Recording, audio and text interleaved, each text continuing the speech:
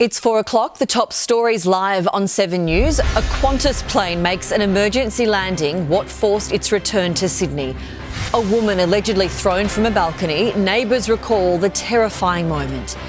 2 states in the firing line as residents prepare for Cyclone Alfred to make landfall. And all the glitz and glamour from the Academy Awards as an independent film wins big on the big screen. This is 7 Afternoon News with Angie Asimus. Good afternoon. A Qantas flight had to make an emergency landing this morning after a fire broke out in the cockpit. The plane only managed to stay in the air for 20 minutes before it turned back to Sydney Airport. Passengers none the wiser until they touched down. Jodie Lee has the story. Good afternoon. Well, QF643 took off from Sydney around 8:40 this morning, but it was back here at Kingsford Smith Airport just a few minutes later after smoke filled the cockpit. 7 News spoke with some of the passengers on board that flight this morning. They say that they could smell the smoke, but it didn't seep into the cabin. Instead, they felt the flight make a rapid descent from 13,000 feet, make a sharp turn and return to Sydney. She was opening up in maybe like 10 minutes and then we basically everything went off and then the plane just kind of turned and started done a loop and then went down. Firefighters were on the tarmac to meet the aircraft. They inspected the cockpit before allowing passengers to safely disembark. Qantas managed to arrange a new flight for passengers just an hour later. I think they did a smart thing. They didn't inform anybody in the plane what is happening. And we just find out from the windows that we are going back to Sydney. Connecting flight is delayed in Perth, so we might have to stay in Perth. Qantas has told 7 News that no mayday was declared. Instead, the pilot called a 7700 telling air traffic control that the flight needed urgent assistance. A man has been charged over an alleged hit and run in Sydney's West last night. A 14-year-old boy was knocked off his e-bike, suffering serious injuries. Here's Amy Clements. Well, it was around 10:30 last night when a 14-year-old boy riding an e-bike collided with a car. Security vision shows the boy zooming down the footpath seconds before the driver pulls out of a Bass Hill service station on the Hume Highway. I heard like a noise bang and I checked, I found the guy about like on the floor. The impact sent the boy flying onto the windscreen of another car. It's really hard to see a kid, just a 14, he's tiny. While others rushed to help, police say the driver left before they arrived. It's like a shame, like hit someone and like just run away. It's unfair. The teenager's distraught family arrived at the scene. I tried to calm down his mom and tell them please pray for him. The boy was treated for serious leg and pelvic injuries. He's now in a serious but stable condition at Westmead Children's Hospital. A 60-year-old man handed himself in here to Bankstown Police Station this morning, where he was charged with failing to stop and assist. A woman is this afternoon in hospital after she was allegedly thrown from a balcony in Sydney's West. First responders arrived to Arthur Street in Maryland's West just before 8 o'clock to find the 32-year-old had fallen one story. The incident leaving neighbours on edge. Well, I heard the husband screaming at the wife in Sudanese. And it was very heated. It sounded like she was scared somebody is attacking her. The woman was taken to hospital in a stable condition. Police are now trying to track down the woman's partner who took off after the alleged incident. Opposition leader Peter Dutton has waved off the Albanese government's plans to ramp up urgent care clinics around Australia as pork barrelling. Live to Tim Lester in Canberra. Tim, this is building as a big issue for the federal election.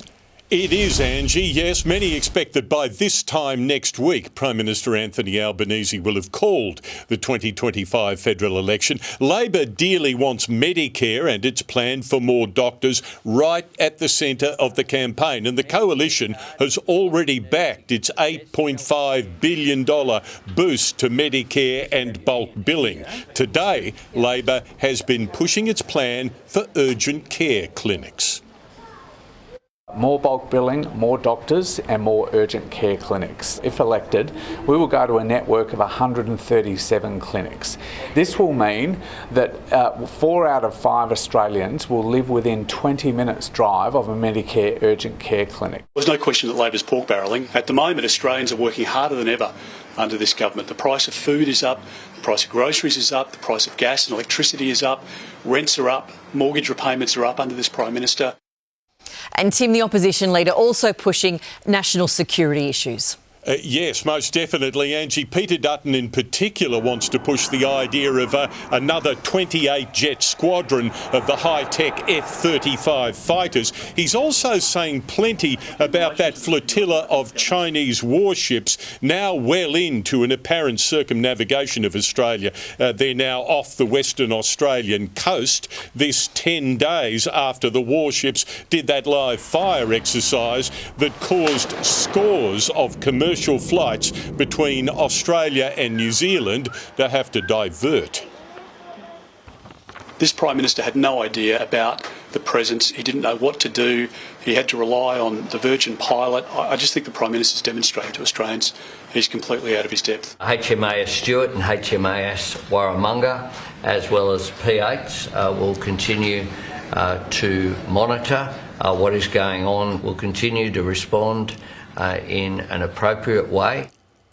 The favoured day for Prime Minister Albanese to call the election seems to be this coming Sunday. If he doesn't move then, he'll likely be forced into having a May election. Angie. Thank you, Tim. Israel has blocked the entry of aid into Gaza after the first phase of the ceasefire deal with Hamas came to an end. The two sides are yet to negotiate the terms of the second phase of the agreement, but Hamas has refused to accept new proposals, which include the release of all the remaining hostages, and Israel has warned of additional consequences. This border crossing should be busy with truckloads of desperately needed aid bound for Gaza. It is virtually deserted after Israel cut off all aid until it says Hamas agrees to a US plan to extend the ceasefire. In light of Hamas's rejection of the US suggested framework, we decided the entry of goods and supplies into Gaza will be prevented. Hamas is currently taking control of all supplies and is turning the aid into a terrorist budget directed against us. We will not agree to this in any way. For Fatima Al-Absi, every day is a struggle to survive at Jabalia refugee camp, to find enough food for hungry mouths. We don't want war, we want peace and security. We want nothing but peace and security, and for all countries to stand with us. We are afraid that the war will return again. Fears echoed in the local markets too, where there is food now, but many ask, for how much longer? The crossings are the means by which people obtain the basic necessities of life. Why are they closing them? For the extension of the truce, they must find another solution. And as hundreds sat down together to break the first fast of the holy month of Ramadan, there are fears this fragile ceasefire could come to a shattering end, while Hamas has accused Israel of what it called cheap blackmail by blockading aid. This is absolutely scary. It's horrific. And now suddenly we are just closing the tap. And that means that those people will run again through the same struggle and same suffering. In Gaza, the future once again looks uncertain. Northern New South Wales is on alert as tropical cyclone Alfred edges closer to the coast. The Bureau of Meteorology forecasting it could make landfall towards the end of the week. Senior meteorologist Sarah Scully joins us. Sarah, what path is Cyclone Alfred likely to take? Yes, look, it's currently moving in a southeasterly direction parallel to the Queensland coast, but we are expecting it to turn tomorrow and start heading back towards the southeast coast of Queensland, with a crossing likely either Thursday night or early Friday morning as a Category 2 or a Category 1 system. So which areas should be on alert?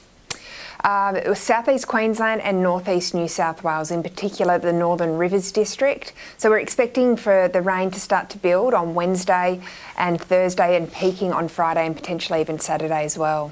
What kind of impact should residents be bracing for? Damaging to destructive winds, heavy to intense rainfall that may lead to life-threatening flash flooding. There's a big storm surge with potential coastal inundation. So there's a wide range of severe weather impacts associated with the system. And Sarah, how unusual is this for New South Wales? When was the last time we saw a cyclone this far south? Look, it is unusual, but it's not unprecedented. The last time New South Wales had a tropical cyclone watch out was back in 2019 with Tropical Cyclone Omar. All right, Sarah Scully, thank you for your time. Thank you. The Oscars have just wrapped up in Hollywood, and although it wasn't Australia's night, it was still a big celebration of the big screen. US correspondent Miley Hogan was on the red carpet as some of Hollywood's biggest names rolled out for the 97th Academy Awards. The who's who of Hollywood has arrived here at the Dolby Theatre in Los Angeles ahead of the 97th Academy Awards.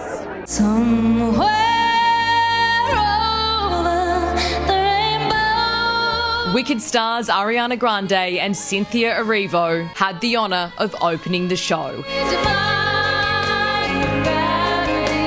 The first award went to Kieran Culkin for Best Supporting Actor, beating out our very own Aussie Guy Pearce.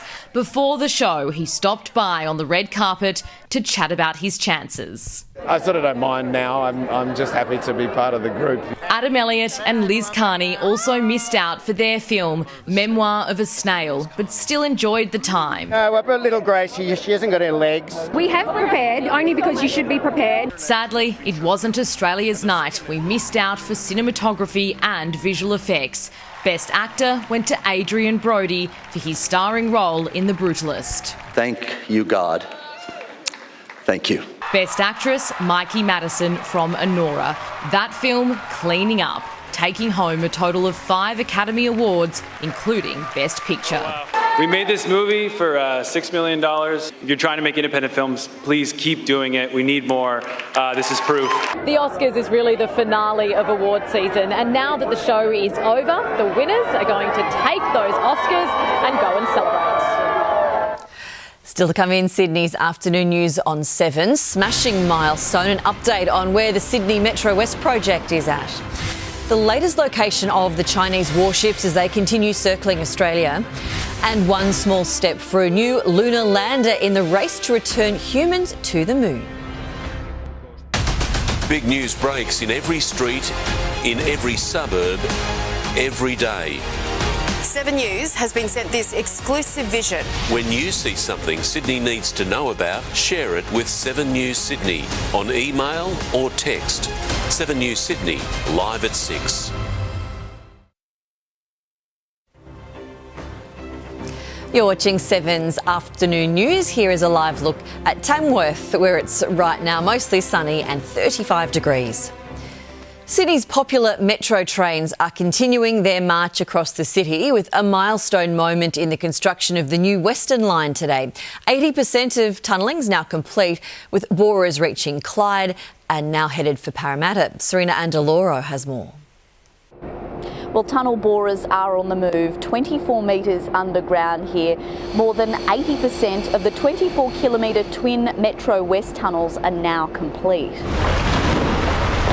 Borer Dorothy breaking through the solid rock wall at Clyde. We're now coming towards the end of tunnelling.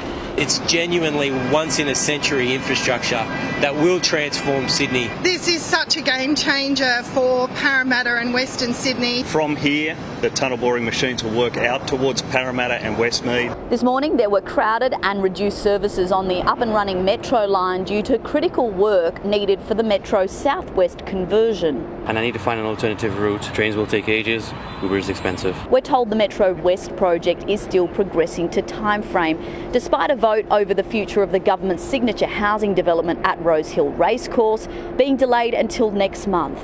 The station there is contingent on that deal being approved by the Turf Club. Tunnel borers have actually passed Rose Hill. It's there, we've tunnelled through, the option is available. The Premier today revealing if the vote falls over on April 3rd, the government will not be acquiring Rosehill Racecourse, meaning the housing dream is effectively dead. Police are asking for the public's help in their investigation into a fatal crash in the Blue Mountains last year. A 51-year-old man had been found with serious injuries at the intersection of the Great Western Highway and Kitchener Road in Lunar on December 20. Initial investigations suggested he was walking when he was hit by a car, but now police believe he may have been lying on the ground. Officers have released these images of the man in the hope someone might have seen him prior to the collision. There have been welcome signs out of Vatican City today as Pope Francis remains in a stable condition during his 17th consecutive night in hospital. The pontiff no longer requires mechanical ventilation, but doctors are remaining cautious. Ben Downey has the latest details. The latest update on the Pope's health from the Vatican is more good news. He's in a stable condition now, not requiring any invasive oxygen therapy. The second consecutive day he's in a stable condition after that scare at the weekend when he suffered an isolated breathing crisis that threatened to put him back in a critical condition. Today, though, began his day with a good rest, able to wake and feed himself, drink coffee, engage in prayer and move around his 10th floor of Gemelli Hospital where he spent his 17th day. Also landed the weekend, he was well enough to host two guests, Cardinal Pietro Parolin, the Vatican's second in charge and Secretary of State, as well as its Chief of Staff as well, Archbishop Peña Parra, two of the Pope's most closest confidants. Now, what was actually discussed at that meeting hasn't been revealed, but it's certainly being interpreted as another positive sign of the Pontiff's improving health. People really held out hope that because of that improving health, he might be able to deliver what's called his Angelus Prayer, a weekly prayer he holds every Sunday here in the Vatican in St. Peter's Square in the Vatican City. Sadly, he wasn't well enough to do that from the hospital, but he did release it, a written version. In it, he writes, he thanks God for giving him the opportunity to share in body and spirit the condition of so many sick and suffering people. In St. Peter's Square now, the faithful have gathered for a 7th consecutive night, led by the Cardinals, as more people to pray for the continual improvement of Pope Francis' health. Incredible pictures show the Blue Ghost lander successfully touching down on the moon. The landing, the second ever commercial spacecraft to reach the lunar surface. Mission Control erupted into cheers when it touched down after orbiting the moon for the past 2 weeks. The lander will be collecting specimens and data as NASA looks to send astronauts back to the moon before the end of the decade. Next, 9,000 jobs on the line. Star Entertainment in a trading halt, the latest on the casino operator's future. Then in sport, leaving Las Vegas, players depart as the NRL flags a big change for next year. And Cyclone Alfred threatens to delay the start of the AFL season. On 7 News Sydney, exclusive quality Aussie meat for less. Very high quality meat at a cheaper price. We reveal where they are across Sydney and when's best to shop. Plus, the new online players delivering to your door across Sydney. Only on 7 News Sydney, tonight at 6. Tonight in 7 News, Qantas emergency exclusive, how it unfolded, the first-hand account. 200 new homes in Pyrmont from an eyesore to hot property, exclusive details tonight. Playtime, the top toys revealed, and who wore it best. Sally Bowery has your Oscars fashion covered. 7 News at 6. Well, Mel McLaughlin's here with sport now. Mel, the NRL's already working on Vegas 2026. Yeah, that's right, Angie. No rest for the wicked, it seems. Peter V'landys admits 4 games and 10 hours of footy was too much for the fans. As teams began the journey home, the NRL was already analysing what worked and what didn't. By the time the Panthers and Sharks clashed in the 4th and final game, many fans had left Allegiant Stadium. V'landys wants to continue the partnership with the Super League, meaning the Gillaroos will likely miss out next year. I think 4 matches was too much. I think we've got to go back to 3 matches. It was, I think the Super League situation worked exceptionally well. The English fans brought another dimension to it. It's turning into a real major event. Raiders captain Joe Tarpany faces a 2 or 3 week ban for his shoulder charge on Mitch Barnett. 2-try hero Xavier Savage will miss a week for dangerous contact if he takes the early guilty plea. The Rabbitohs are discussing alternate travel plans with the NRL. Facing the Dolphins on Friday night, they are due to arrive on Thursday around the same time as Cyclone Alfred. I'm happy with going up Wednesday because there's no chance I'm flying in a Cyclone for sure. Fair enough too. Over his shoulder injury just in time, and with a baby daughter due next month, it'll be a very different Jai Arrow. Well, there will be big nights, but that'll be more with the bottle of milk, not a bottle of beer. He'll be a good dad. Different, but a good dad. Roosters skipper James Tedesco says ignore their trial form and loss of 1,200 games experience. I know there's plenty of doubters, but within these four walls there's a lot of confidence for sure. The Broncos on Thursday, then Penrith, form a daunting start. Well, Alfred's also causing chaos for the AFL. The Swans may end up opening the season for the second straight year, with Thursday's Lions-Cats clash at the Gabba in Brisbane under serious threat. If there's any concerns for players or fans, the first game of opening round will be postponed. Weather patterns are unpredictable, and what we want to do, absolutely, is it'll be the health and safety of our players and our fans will be the number one priority in any decision that we make. If the game is postponed, Friday night Swans-Hawks game at the SCG will open the season. Errol Goulden's fractured ankle is a massive blow for the Bloods. Best players in the competition. It's a big hit for us. We wrap our arms around him, and he's as professional as they come. He'll do everything he can to get back. But other than that, we can't change it. We just got to get on with it. The Giants open their campaign against Collingwood at Angie Stadium on Sunday.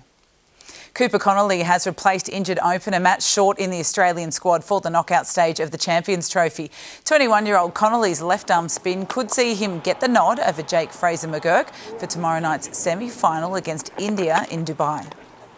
We're feeling good about where we're sitting, but the tournament really starts now. The semi-finals even more cutthroat. The Aussies are preparing at the ICC Academy in Dubai, having played their group games in Pakistan. Well, India secured top spot in Group A with a 44-run victory over New Zealand. A screamer of a catch from Glenn Phillips sent Virat Kohli packing for just 11. Oh, not this time! Not this time! You said the world's best! That is why! His reaction time is so quick, it leaves Virat stunned. He sure was. Chasing 250 in Dubai, the Kiwis were bowled out for 205. They will face South Africa for the other spot in the final in Lahore on Wednesday night.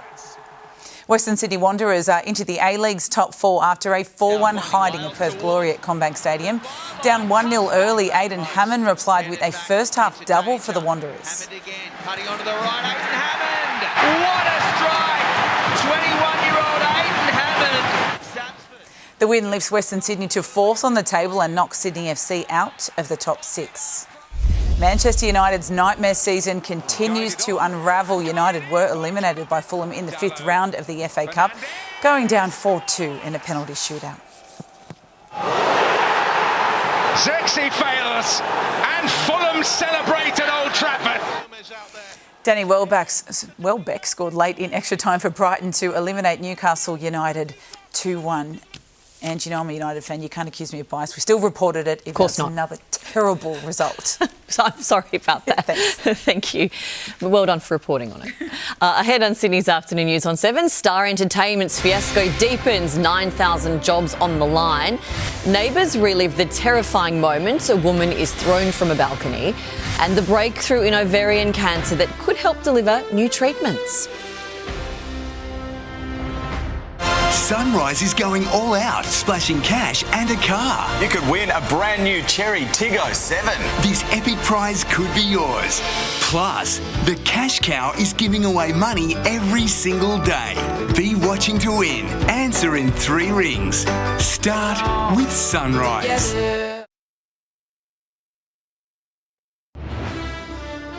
This is 7 Afternoon News with Angie Asimus. 2 women have been hit by a tree, one suffering suspected spinal injuries after it came crashing down, landing on a house in Kirrawee. The women were believed to be struck as they walked past the property just after 9:30 this morning. Emergency services arrived to the scene to find the trunk split in 2. Both women were taken to hospital. Pruning is being blamed for the incident. 9,000 employees of Star Entertainment are holding their breath as uncertainty surrounds the future of the casino operator. As business editor Amelia Brace reports, the state government is refusing to come to their rescue. Well, Star Entertainment shares were suspended again today, and they will stay that way for the foreseeable future, with the debt-riddled company still unable to finalise and publish its accounts. Despite crisis talks over the weekend, the casino has failed to secure a last-minute rescue package to stave off collapse. The company told lenders on Friday it had just 1 week left of cash, so it really is just a matter of days now, with administration imminent. Oh, look, we're working through what we need to do, and there's a lot to be done at the moment, obviously. In terms of operations at Star's 3 casinos, little will change in the short term should the company go into administration. The ongoing concern is the future of 9,000 employees across New South Wales and Queensland, with both of those state governments ruling out a rescue package. I can't plunge taxpayer money into casinos. We put in an arrangement to save jobs, but there's limits to what we can pay. The arrangement Chris Minns mentioned is a jobs guarantee that Star is bound by. The New South Wales Premier says his understanding is that that will still be enforceable if the company does indeed go into administration. Neighbours have described hearing screaming before a woman was thrown from her first-floor balcony in Sydney's West. Police are this afternoon searching for her former partner, who was seen leaving the scene shortly afterwards. Natasha Squarey has the details. The victim is recovering here at Westmead Hospital after she was threatened, assaulted and thrown off her balcony, allegedly by her ex-husband. The Marylands West mother of one landed on the concrete driveway of her unit after she was hurled from the first floor. Neighbours heard her and her former partner arguing just before 8 o'clock last night.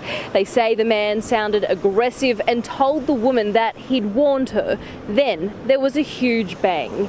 It's understood the couple was fighting about the custody of a child. They were fighting on the balcony, and he was hitting her on the face. She was scared. She sounded like she's the one being attacked. And it sounded serious. The woman was left lying on the ground in and out of consciousness as neighbours called 000. It took paramedics around an hour to stabilise her before she was brought here to Westmead Hospital. I'm traumatised. Witnesses told police they saw the attacker run from the scene carrying 4 plastic bags, and he's yet to be caught. Altercations have been going on since about 4 o'clock in the afternoon. And then it got all heated up. The woman is expected to make a full recovery. China's flexing of its naval muscle around Australia is now nearing another capital city. The 3 ships sailing around our country are now about 550 kilometres southeast of Perth. The Prime Minister insists Australia is responding in an appropriate way. I have every faith in our Australian Defence Force to make sure they get that done. The problem for our Prime Minister is that he's completely out of his depth, and Australians understand it, they sense it. HMAS Stewart and HMAS Warramunga have been deployed to monitor the flotilla with air support.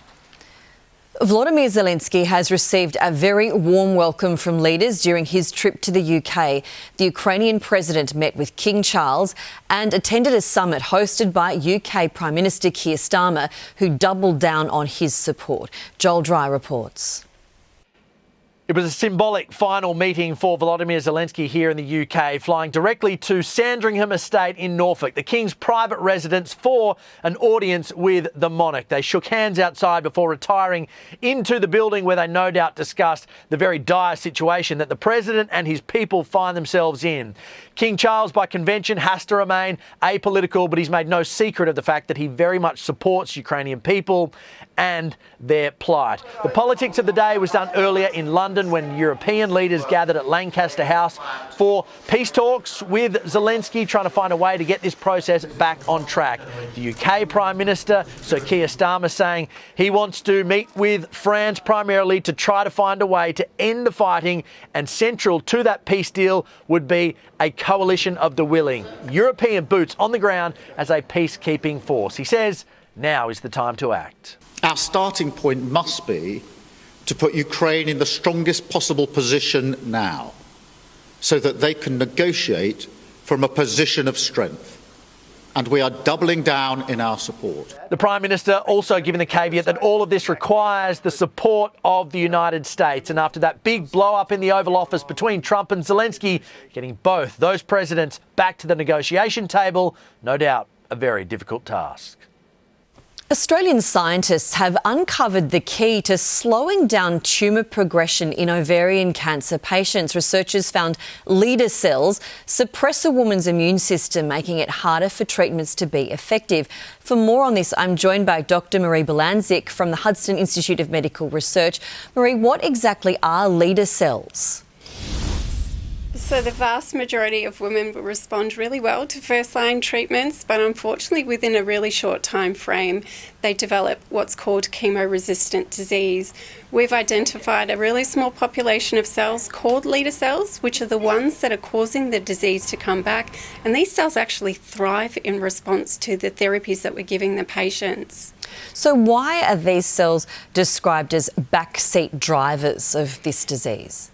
Like any good backseat driver, they're just out there in the back giving direction to the rest of the tumour cells that are in the vehicle. Now, how could this discovery lead to new treatments and improve outcomes for patients? So the team's excitingly currently developed a novel antibody therapy that's directed towards leader cells, and we're in the stages of testing this discovery, and we're hoping that I'll be able to join you within the next year to give you some exciting news. Well, that would be wonderful. Now, we understand that about 75% of patients with ovarian cancer present with quite late-stage disease. So that's why this research is so crucial, identifying these particular cells and how they would interact with treatment. Absolutely. We want ovarian cancer to be like other types of cancers where you find out you have the disease, but you also have the hope that you can beat it. So by improving our therapies that we have, we're hoping to change that outcome for most women with ovarian cancer. It's a promising prospect. Thank you so much, Dr. Marie Bolanczyk. Stay with us. Coming up after the break, an update as Cyclone Alfred closes in on northern New South Wales. The Aussie star slammed for taunting billionaire Gina Rinehart. It's 26 degrees on Sydney Harbour. Your full forecast soon. Big news breaks in every street, in every suburb, every day.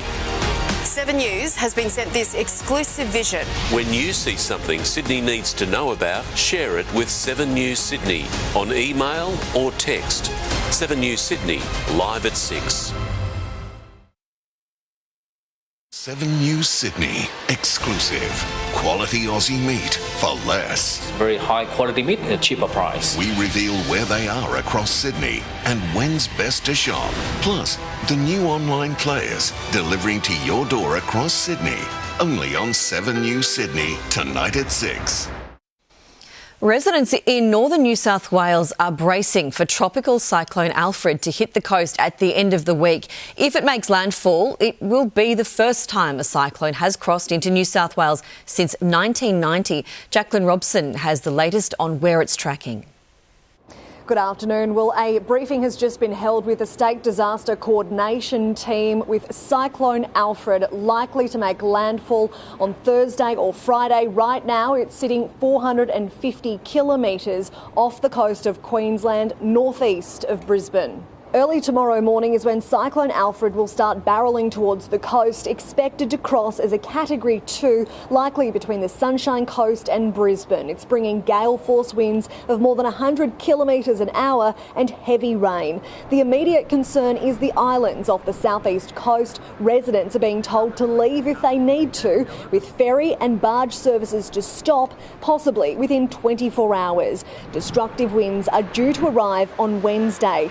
The system is whipping up the surf with waves pushing 4 metres. The biggest wave surge was off the coast of Garrett, Fraser Island, more than 16 metres high. It's causing coastal erosion and there are fears a storm surge coupled with high tides could inundate coastal homes and those living on the canals between Noosa and the Gold Coast.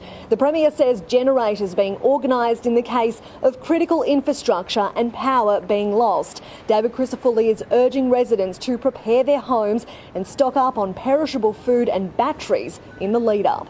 Our energy providers are pre-deploying things like generation capacity.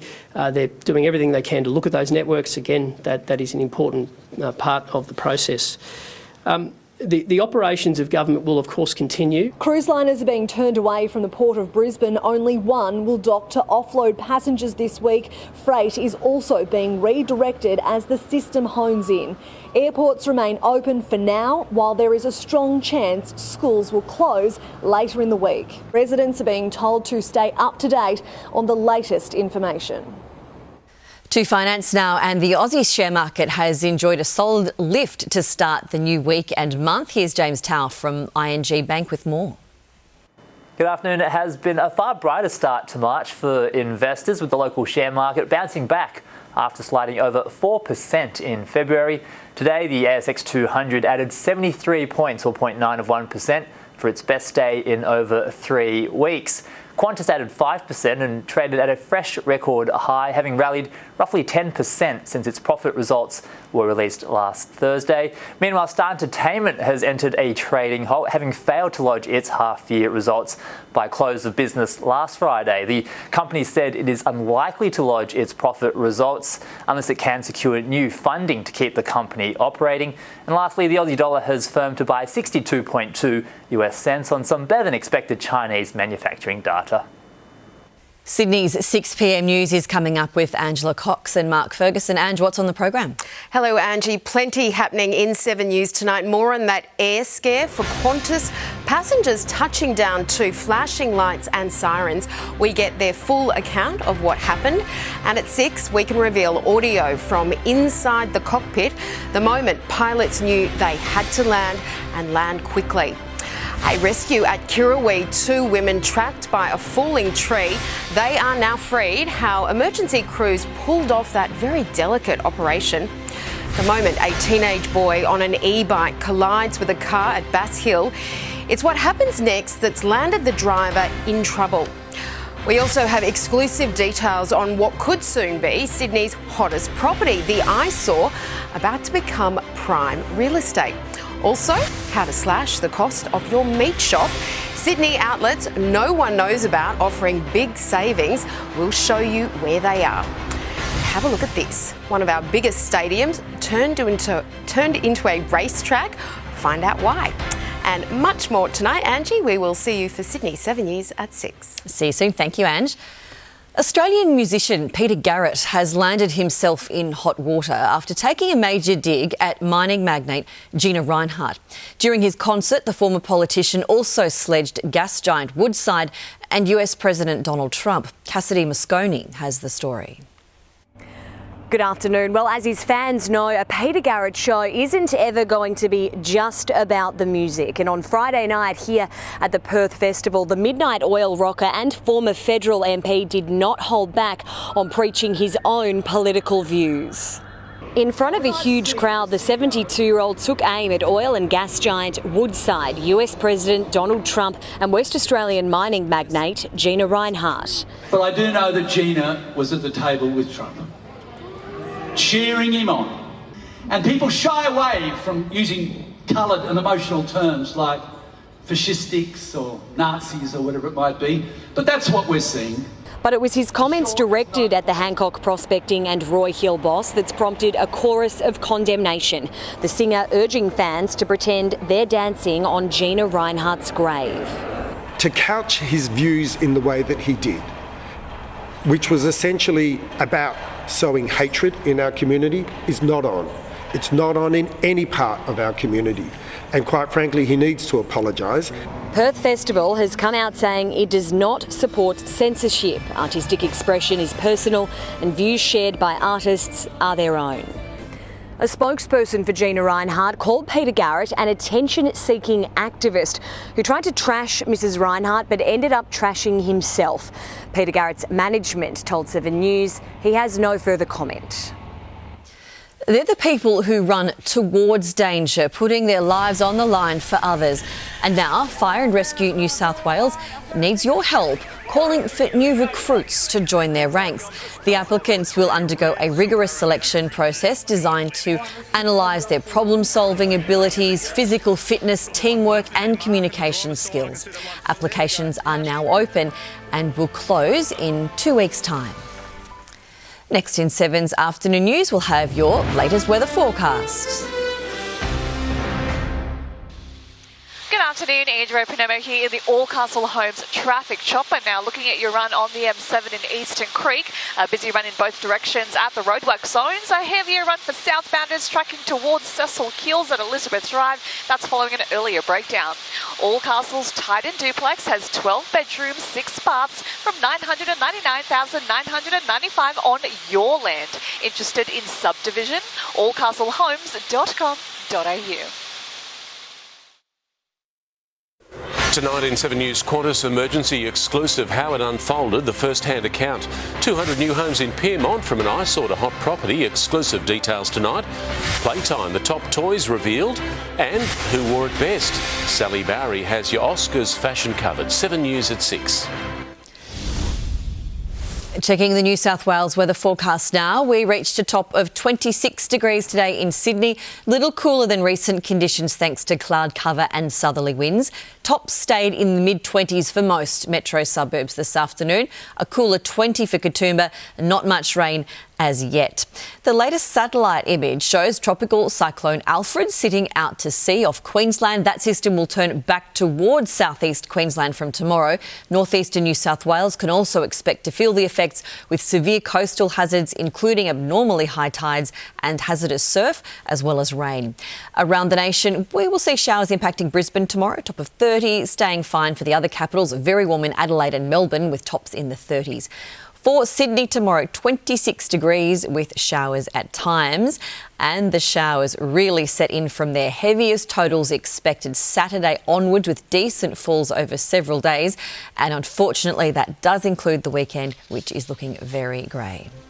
And that's our 4 p.m. news for this Monday. Our next bulletin is 7 News at 6 o'clock. I'm Angie Asimus. Stay with 7 now for the Chase Australia, and I'll see you tomorrow. Thanks for your company.